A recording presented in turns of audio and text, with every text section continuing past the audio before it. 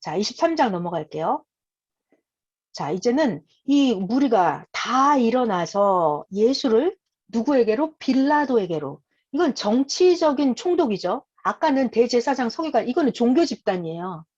근데 이제 정치의 왕, 총독 빌라도에게 예수님을 끌고 갑니다.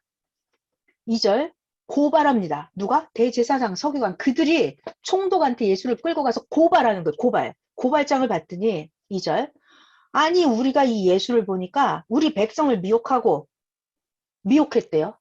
두 번째, 가이사에게 세금을 내지 말라고 했고, 세 번째, 자칭 왕 그리스도라고 합니다. 이게 고발하는 사유예요. 그러니까 이게 종교적인 거죠. 종교적인 거. 거기다 이제 정치적으로 가이사에게 세금을 내지 말라고 하는 거짓말이죠, 이거. 예수님은 가이사의 세금을 가이사에게 내라고 하셨어요. 이렇게 고발장을 써서 고발을 했어요. 3절. 빌라도 총독이 예수에게 물어봅니다. 네가 유대인의 왕이냐? 예수님, 그래, 네 말이 옳도다. 4절, 빌라도 총독이 대제사장들과 무리에게 말합니다. 빌라도 하는 말이에요. 내가 보니 이 예수는 죄가 없다. 하니 5절, 무리가 대제사장, 서기관, 백성들, 장로들, 그 군중들 있죠? 무리가 더욱 강하게 말합니다.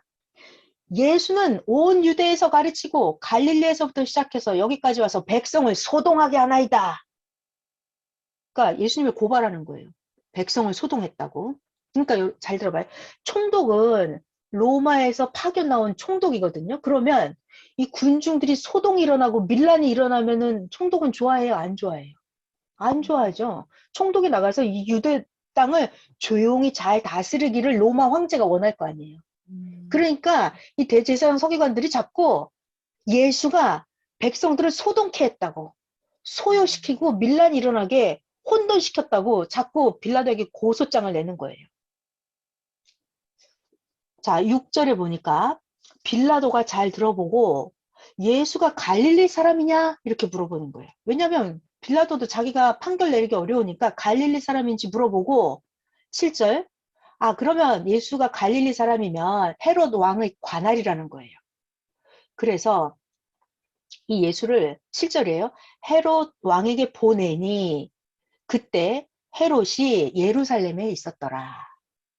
자, 그래서 이제 예수님을 빌라도 총독이 다시 헤롯 왕에게 보냅니다. 헤롯 왕에게 재판을 해보라는 거예요. 이 예수가 어떤 죄가 있는지. 8절. 헤롯 왕이 예수가 끌려왔잖아요. 예수를 보고 매우 기뻐합니다. 왜요? 헤롯이 예수의 소문을 들었는데 그러면서 예수님 한번 보고 싶었던 거예요.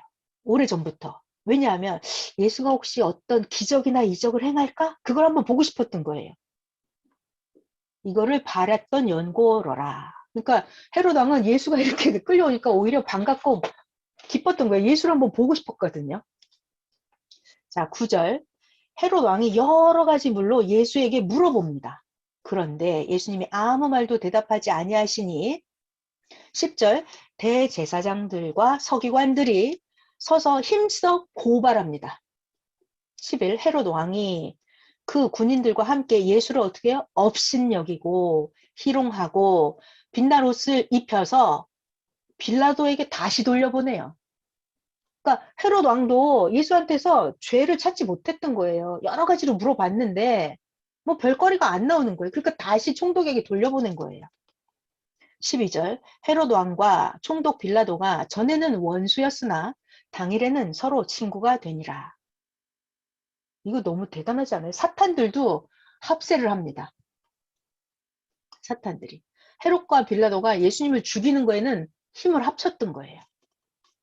자, 13절. 자, 이제 총독 빌라도가 다시 예수님을 받았죠. 다시 끌고 왔어요. 빌라도한테. 빌라도가 잘 들어봐요. 대제사장들과 관리들과 백성들을 다시 불러 모아요. 그리고 말합니다. 빌라도 하는 말. 너희들 이 예수가 백성을 미혹하는 자라고 해서 나에게 끌고 왔는데 봐라. 내가 너희 앞에서 이렇게 신문을 해봤는데 너희가 고발하는 일에 대하여 이 예수에게서 죄를 찾지 못하였고 15절 헤롯 왕도 또한 그렇게 해봤는데 신문에서 죄를 찾아봤는데 죄를 찾지 못해서 예수를 우리에게 도로 다시 돌려보내었도다. 봐라. 예수가 행한 일에는 죽일 일이 없느니라. 16절. 총독이 하는 말이에요, 빌라도. 그러니까 나는 그냥 매질해서 때려서 예수를 놔주겠다 그랬어요. 근데 18절 무리가 이 누구죠? 대제사장, 관리, 서기관, 백성들이 18절 그들이 막 소리를 지르는 거예요. 큰 소리를 지릅니다. 이 예수 이 사람을 죽여서 없애고 바라바를 우리에게 놓아주소서 이렇게. 19절 이 바라바는 누구냐면 강도였어요. 강도. 19절 성중에서 일어난 밀란과 살인으로 말미암아 옥에 갇혀 있는 자다. 20절 빌라도는 예수를 놓아주고자 했는데 그래서 다시 그 대제사장 서기관들에게 말합니다. 그런데 21절 그들은 계속 소리를 질러요. 예수를 십자가에 못 박게 하소서. 예수를 십자가에 못 박게 하소서. 계속 큰 소리를 지릅니다. 22 빌라도가 세 번째로 또 말을 해요. 아니 이 예수가 무슨 악한 일을 하였느냐. 나는 예수에게서 죽일 죄를 찾지 못하였나니 그냥 때려서 놓아주겠다 하니까 23절 대제사장 백성들 서기관들이 큰 소리로 계속 재촉합니다. 십자가에 못 박으라고. 그래서 결국 대제사장 서기관들의 소리가 이겼습니다. 이겼어요. 그래서 24절 빌라도가 그들이 구하는 대로 하기를 언도하고 선고를 내렸죠. 십자가에 못 박으라고. 빌라도가 이렇게 최종 판결을 내린 거예요. 25. 그 유대 종교 지도자들이 요구하는 자 밀란과 살인으로 말미암아 옥에 갇혀있는 그 바라바를 놓아줍니다. 그리고 예수는 그들에게 넘겨주어서 그 유대 종교 지도자들의 뜻대로 십자가에 못 박게 내어줍니다. 자, 이제 십자가에 못 박히시는 장면으로 넘어갈게요. 26절. 그들, 나쁜 자들이죠.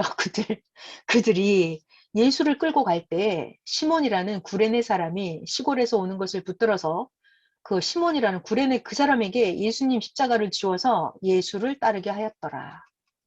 27. 또 백성과 및 예수를 위하여 가슴을 치며 슬피 우는 여자의 큰 무리가 예수님 그 십자가 길을 뒤따라가고 있었어요. 그러니까 자 예수님이 지금 십자가를 지고 골고다 언덕을 가시는데 그 십자가를 예수님이 질 수가 없는 거예요. 너무 무겁고 너무 힘들어서 예수님이 이미 채찍질 매질을 너무 당해서 이걸 못 끌고 갔어요. 그러니까 이 십자가를 그 구레네 사람 시몬으로 대신 끌고 가게 해요. 예수님 십자가를. 그러면서 이 뒤를 누가 따라가는데 백성들. 예수님을 위하여 가슴을 치며 27절이에요. 예수님을 위하여 가슴을 치며 슬피 우는 여자의 큰 무리가 예수님을 따라가면서 지금 우는 거예요. 그러니까 그들은 어떤 사람이에요? 예수님이 최소한 선지자인 줄 알아봤던 사람들. 하나님이 진짜 이 시대 보낸 메시아이구나를 알아본 자도 있겠고 거기까지는 아니더라도 최소한 하나님이 보낸 자구나. 여기까지 알아본 자들 가슴을 치면서 울면서 예수님의 십자가 그 길을 따라가고 있는 거예요. 지금. 28. 예수님이 돌이켜서 그들을 울면서 따라오는 그들을 향하여 말씀하십니다. 예루살렘의 딸들아 나를 위하여 울지 말고 너희와 너희 자녀를 위해서 울라. 그렇게 생겼죠 지금. 예수님이 십자가 길을 가면 예수님을 믿고 따르는 자들은 다 십자가 길을 따라가야 돼요. 다 고난과 형벌의 길을 따라가야 돼요. 29. 보라 날이 이르면 사람이 말하기를 잉태하지 못하는 이와 해산하지 못한 배와 먹이지 못한 젖이 복이 있다 하리라. 그러겠죠. 내가 구시대 종교가 돼서 엉터리로 교리를 막 가르쳐줘. 이 사람 죄악이 커요, 안 커요? 굉장히 크죠. 예수님을 핍박하고 차라리 잉태하지 못하고 해산한 이거 영적인 얘기예요. 차라리 내가 영적으로 잘못된 전도를 하지 않는 게 복이 있다고요. 내가 차라리 잘못된 교리 젖을 먹이지 않는 그런 자가 차라리 복이 있다고요. 30절 그때 사람이 산들을 대하여 우리 위에 무너지라 하며 작은 산들을 대하여 우리를 덮으라 하리라. 30일 푸른 나무에도 이같이 하거든 마른 나무에는 어떻게 되리요 하시니라. 32절 또 다른 두 행악자도 사형을 받게 되어 이 두 명 강도가 십자가에 매달리게 됩니다. 같이 그날 예수와 함께 끌려가니라. 해골이라 하는 곳에 이르러 거기서 예수를 십자가에 못 박고 두 강도 행악자도 십자가에 못 박으니 하나는 우편에 하나는 예수님 좌편에 십자가에 못 박혔더라. 34. 이에 예수께서 이르시되 예수님 지금 십자가에 못 박히신 상황이에요. 거기서 기도하십니다. 십자가 위에서. 메시아 대단하지 않아요? 십자가에 못 박히신 상황에서 기도를 하시는 거예요. 아버지, 저들을 용서하여 주시옵소서. 자기들이 하는 것을 알지 못함이니이다. 기도하시더라. 자, 그들이 지금 예수님을 십자가에 못 박은 그들이죠. 그들이 예수님의 옷을 나누어서 제비 뽑을세. 여기도 나누기 나오네요. 이것도 구약 성경에 예언이 있었어요. 저들이 나의 옷을 제비 뽑나이다. 이런 예언이 있었거든요. 근데 그 예언을 이들이 군사들이 이루는 거예요. 거기 예수님 옷 제비 뽑기 한 자들이 있겠죠. 35. 백성은 서서 구경하는데 관리들은 예수님을 비웃어서 말합니다. 자, 저 예수 남을 구원하였으니 만일 자기가 하나님이 택하신 자 그리스도거든 자신도 한번 구원해보지 라고 십자가에 못 박히신 예수를 비웃었어요. 아니 남을 구원했으면 자기도 한번 구원해보지 라고. 36절 군인들도 희롱하면서 나와 신포도주를 주며 이르되 군인들이 또 조롱하는 거예요. 네가 만일 유대인의 왕이면 네가 너를 구원해봐 하더라. 38. 예수님 그 십자가 위에는 유대인의 왕이라고 쓴 죄목 그 패가 있더라. 39절 그 좌우에 십자가에 달린 행악자 2명 중에 1명은 예수님을 비방합니다. 야, 너 예수 네가 그리스도 아니냐? 너와 우리를 구원해봐. 그 십자가에 매달려 있는 좌측 강도예요. 비난했어요. 근데 40절 오른쪽에 있는 그 십자가에 달린 강도는 그 강도를 꾸짖어 이르되 네가 동일한 정죄를 받고서도 하나님을 두려워하지 아니하느냐? 이거 오른쪽 강도가 십자가에서 하는 말이에요. 40일 우리는 우리가 행한 일에 상당한 보응을 받는 것이니 이에 당연하거니와 이 예수 이 사람은 행한 것이 옳지 않은 것이 없느니라. 그러니까 이 오른쪽 강도는 무슨 사연이 있었든지 뭐 회개를 했든지 간에 예수님에 대해서 들은 소문이 있고 예수님에 대해서 좀 알고 있었던 거죠. 자, 42절 그 오른쪽 강도가 말합니다. 예수님, 당신의 나라에 임하실 때 나를 기억하소서. 다행이다. 그러니까 이 강도는 예수님에 대해서 뭐 소문도 들었고 기적도 봤든지 뭐 그리고 이 강도는 최소한 양심이 있어서 자기 죄를 인정하고 회개한 거잖아요. 이게 대박인 게요. 43절에 예수님이 답변 오른쪽 강도에게 내가 진실로 너에게 이르노니 오늘 네가 나와 함께 낙원 동그라미 낙원에 있으리라. 그래서 예수님이 이 오른쪽 강도는 그 영혼을 낙원으로 데리고 가십니다. 자, 여러분 이 여기서 메시아의 그 권세가 나오지 않아요? 이 강도는요 십자가에 매달릴 정도로 뭔가 강도짓을 한 거예요. 그 뭐지? 자기 방어를 했든지 무슨 몰라서 했든지 실수를 했든지 강도짓을 해서 십자가에 달리는 상황인데 어쨌거나 죄악이 있어서 십자가까지 끌려왔죠. 근데 메시아를 알아보고 나를 기억해달라고 예수님을 불렀잖아요. 그러니까 이 강도는 메시아를 알아보고 메시아를 믿고 메시아를 부르는 책임 분담을 했죠. 그걸 한 거예요. 했어요. 그러니까 예수님이 뭐라 그래? 네가 오늘 나와 함께 낙원에 있으리라. 메시아는 절대 또 그의 구원을 책임지십니다. 저는 이 장면이 너무 놀라웠어요. 그러니까 내가 죄가 얼마나 많고 자시고 이건 중요하지가 않아요. 아니 그게 죄가 없으면 좋겠지만 죄가 있다 하더라도 죄를 깨끗하게 하고 없애버리는 수가 있다고요. 그게 뭐다? 메시아를 만나서 메시아를 믿고 그를 부르는 거예요. 그게 자기가 할 일을 하는 거예요. 자기 책임 분담을 하고. 그래서 메시아는 그 사람의 과거가 어쨌든 상관이 없어요. 이 강도가 메시아를 믿고 부르는 순간 예수님은 그의 구원을 책임을 지셨어요. 낙원에 데리고 가신다. 이게 메시아의 권세예요. 자, 그리고 메시아가 그 사람의 영혼을 딱 데려가잖아요. 그러면 사탄이 그 오른쪽 강도에게 와서 힐문할 수 있어요? 없어요? 힐문을 못해요. 이게 메시아의 권세예요. 메시아가 이 영혼을 정결케 해서 죄 사해버리고 깨끗하게 만들어서 데려가 버리면 그 어떤 사탄도 와서 나를 따지고 힐문할 수가 없어요. 메시아의 권세입니다. 저는 그래서 진짜 메시아가 너무 멋지더라고요. 그러니까 자기 과거는 주님을 만나서 자기가 주님을 배우고 알고 믿는 책임 분담을 하면 모든 건 오케이예요. 한 방에 구원이 이루어지고 휴거, 영생, 천국, 영원히 사는 축복이 보장받는 거예요. 어떻게 한다? 메시아를 만나야 돼요. 메시아를 배우고 알고 믿는 책임 분담을 내가 하는 거예요. 그러니까 이 강도는 진짜 예수님이 부른 그 행함, 믿음, 이게 그의 능력과 권세가 돼서 자기 구원을 이루었어요, 이 사람이. 강도지만. 너무 멋있는 장면이었어요. 자, 44절 넘어갈게요. 자, 예수님이 이제 드디어 숨지시는 장면이에요. 44절, 때, 제6시쯤 되어서 해가 빛을 잃고 온 땅에 어둠이 임하여 제9시까지 계속 어두워지는데 이때 45절, 성소의 휘장이 한가운데가 찢어지더라. 46절, 예수께서 큰 소리로 예수님 마지막 기도하십니다.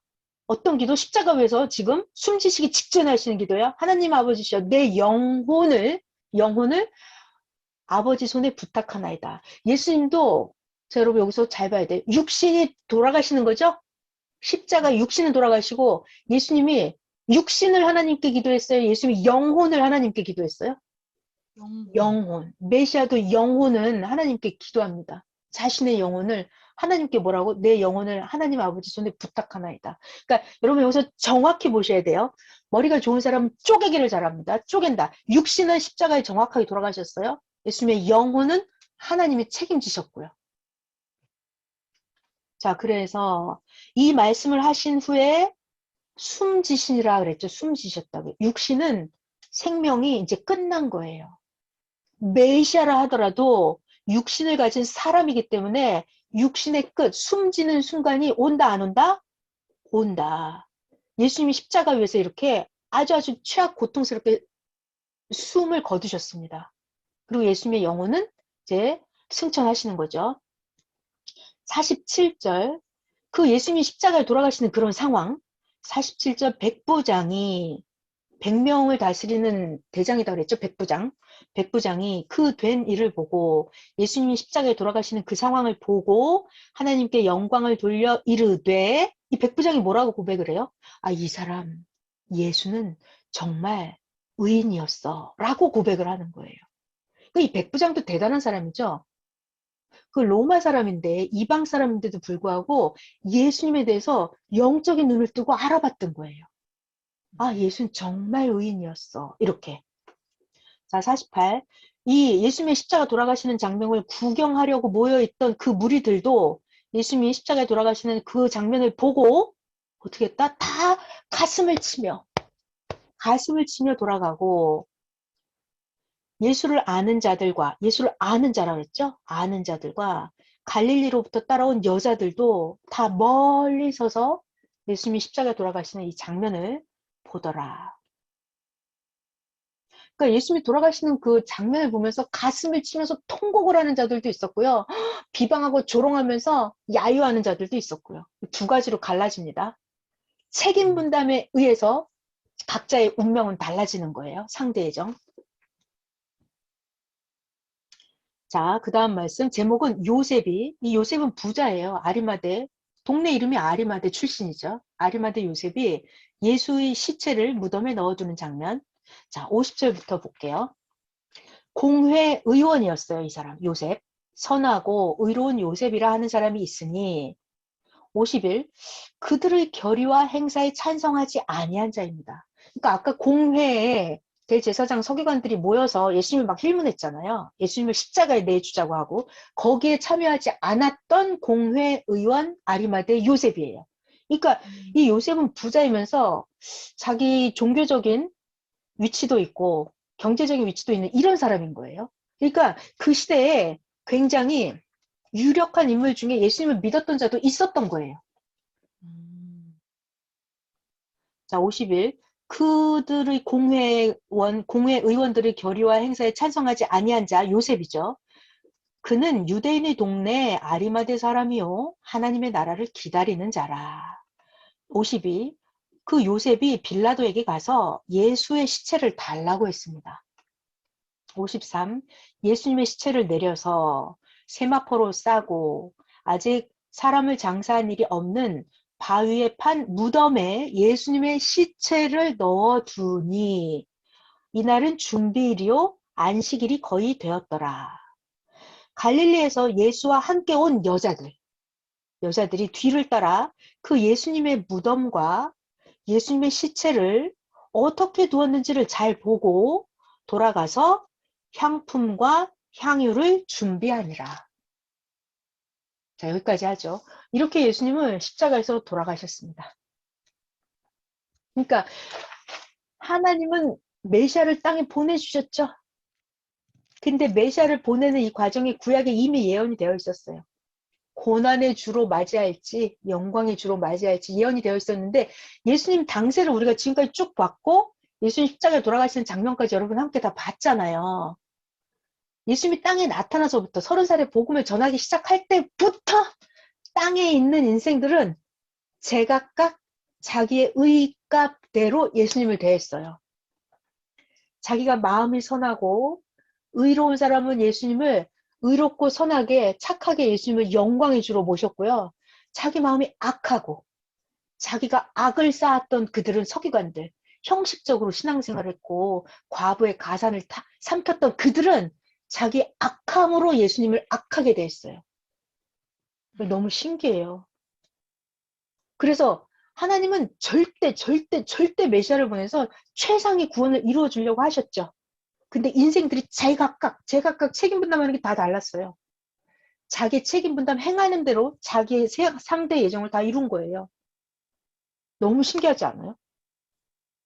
그래서 이 십자가 돌아가시는 이게 십자가 예정이 자 여러분 우리가 여기 와서 배우기 전에는 과거에는 예수님이 십자가에 돌아가시는 이것을 어떻게 믿었었나요? 알고 있었나요?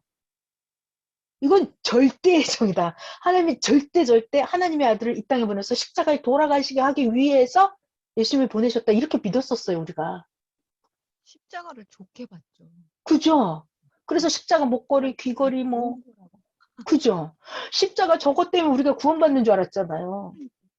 절대 예정으로 이렇게 알았다고. 근데 그게 아니라는 거예요. 이거 완전히 개박살나는 교리예요.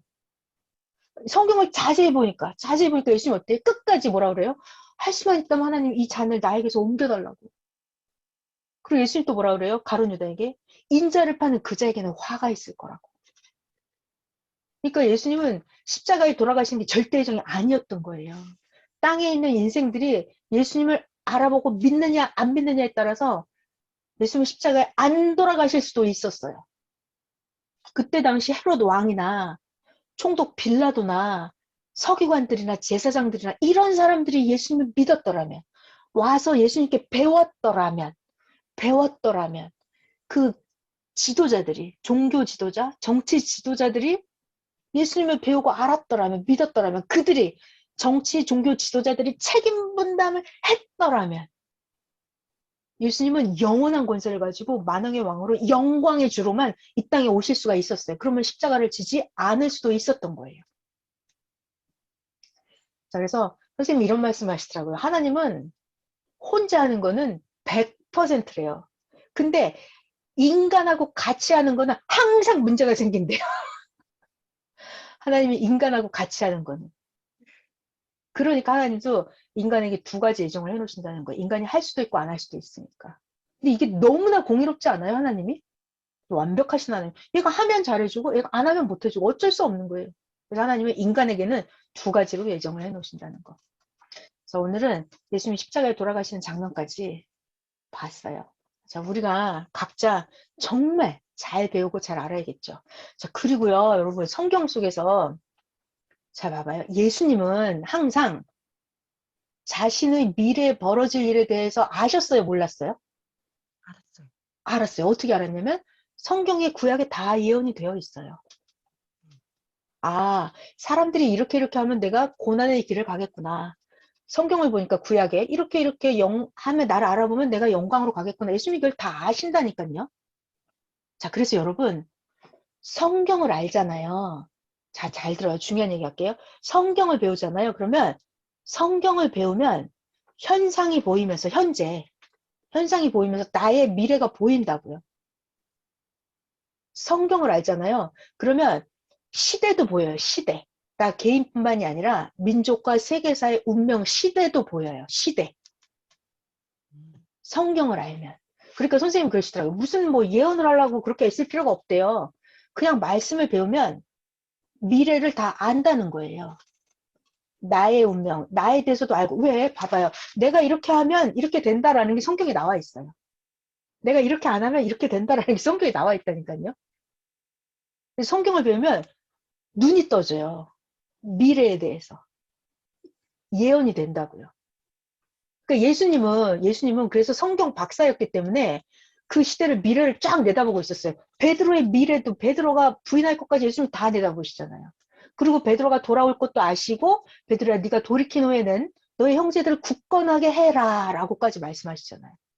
그러니까 예수님은 성경에 대해 아시기 때문에 한 개인의 미래와 한 민족의 운명, 온 인류사의 미래 운명까지 예수님은 다 알고 계시는 거예요. 우리도 그렇게 지금 배우고 있는 거예요. 그래서 이게 배운다, 안다라고 하는 게 이게 엄청난 책임 분담이고 여러분의 권세입니다. 자, 오늘 여기까지 할게요.